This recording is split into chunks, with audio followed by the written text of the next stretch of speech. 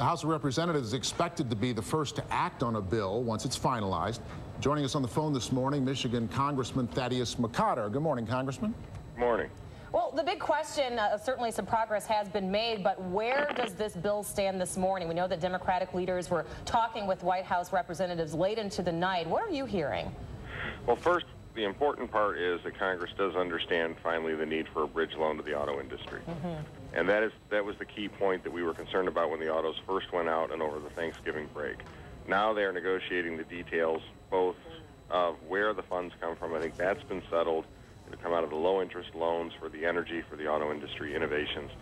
And then you're looking at now some sticking points on the type of structure for taxpayer protections that go in. And as a lot of people have rightly pointed out, they have to be very careful with this because the Congress that's brought you a $1 trillion deficit is not necessarily in the best place to start dictating to the auto industry. What we need is a federal partner, not a federal dictator.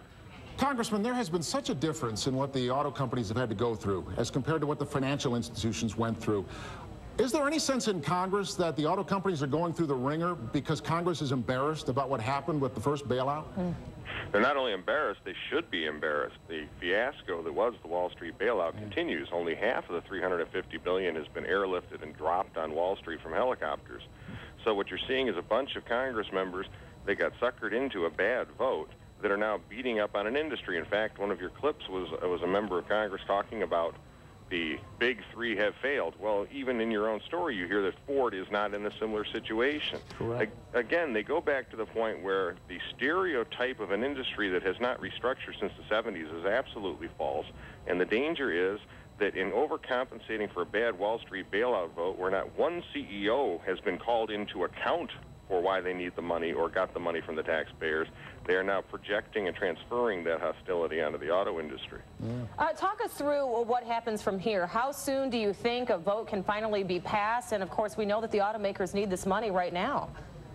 Absolutely. The deadline is the deadline for the auto industry to get the funds so they do not go into bankruptcy, so the GM and others don't, and we can continue the painful restructuring that's already been occurring. But we don't want to put an artificial deadline or get hopes up and say today is the day that we're going to vote and then miss that deadline because of the ramifications both to the negotiations and more importantly to the people back home here in Michigan that are going to have their hopes up and dashed. The legislative process has been akin to making sausage. It's not pretty to watch. We just hope that we get the product done and that it goes to the big three in time. And I'm guardedly optimistic that it will, but we have to keep pushing.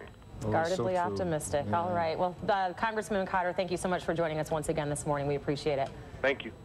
Well, he is very much at the heart of this thing, too, yes. so he's working hard for Michigan. All right, Detroit's Big Three, certainly not the only